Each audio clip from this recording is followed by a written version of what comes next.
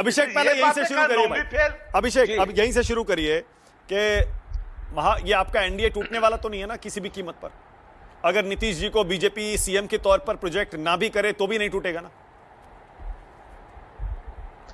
चलिए मानिक जी, कम से कम हिंदू मुस्लिम वाली डिबेट के एंगल से आप यहां निकल के आए कि नीतीश कुमार जी सीएम बनेंगे कि नहीं बनेंगे चुनाव के बाद। चलिए कम से कम आपको साधुवाद है या हमारे विपक्ष के सभी साथियों को साधुवाद है कि उन्होंने ये स्वीकार कर लिया है कि सरकार एनडीए की ही बनेगी, उसके बाद सीएम कौन बनेगा ये बड़ा प्रश्नवाचक चिन्ह है।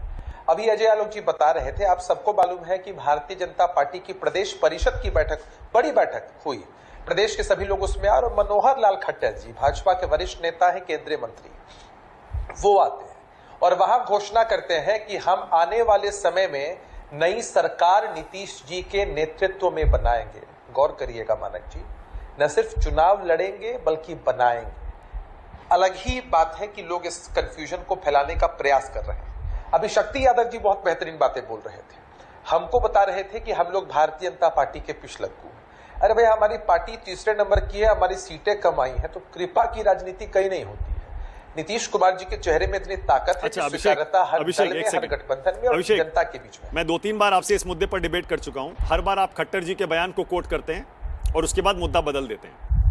आप खट्टर जी को बड़ा मानते हैं बीजेपी में या गृह मंत्री अमित शाह को बड़ा मानते हैं? अमित शाह का आखिरी बयान इस मुद्दे पर यही था कि संसदीय बोर्ड तय करेगा, और उसके बाद वही बयान सम्राट चौधरी ने दोहराया था, संसदीय बोर्ड तय करेगा। बीजेपी के बिहार के बड़े नेता और केंद्रीय मंत्री गृह मंत्री अमित शाह। अच्छा, मुझे एक बात बताइए मानक जी, मैं फिर कह रहा हूं कि आप स्मार्ट पत्रकारिता करते हैं, लेकिन हम लोग भी आपके साथ डिबेट करते करते थोड़े स्मार्ट हो गए।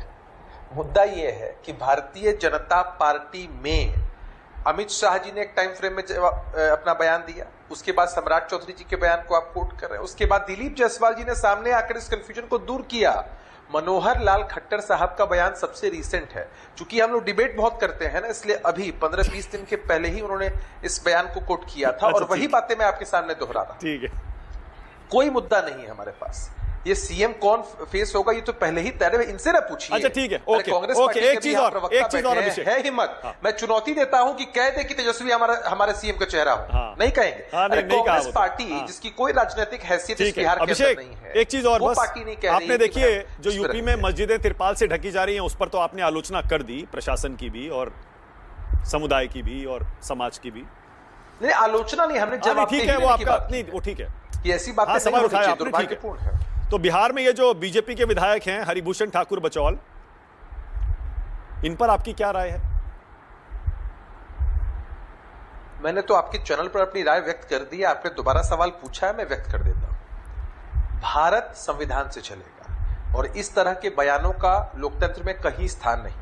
अभिव्यक्ति की आजादी होती है लोगों के पास, उसका लोग इस्तेमाल करते हैं, लेकिन कोई किसी को बाध्य नहीं कर सकता है कि वो अपने कोई भी काम को अपने घर के अंदर करे। जैसे पहले होली और जुमा एक ही दिन पड़ने पर बेहतर तरीके से बिहार के लोगों ने, हिंदू मुसलमान सिख ईसाई सबने मनाई है, वैसे ही फिर से मनाया जाएगा।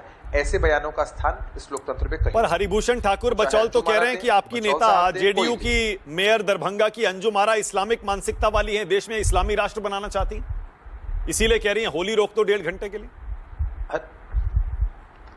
देखिए, एक तो इतना इंपॉर्टेंस देने की जरूरत नहीं। भारतीय जनता पार्टी के आधिकारिक प्रवक्ता यहां बैठे हैं, अध्यक्ष से आप मिलते जुलते रहते हैं, जो बयान वो लोग देते हैं उनको तवज्जो दीजिए।